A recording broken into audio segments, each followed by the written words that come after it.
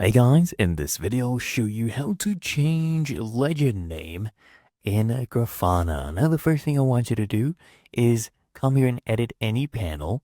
So let's say this one right here. You can click on these three dots and then click on edit, or of course you can add a new visualization entirely.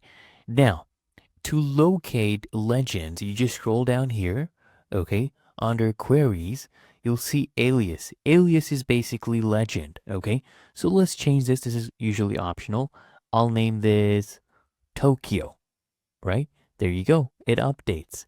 And let's do this for the second query as well.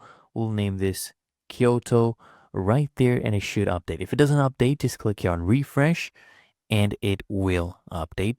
And of course, just save this to your dashboard and we'll go back here, and as you can see, there it is.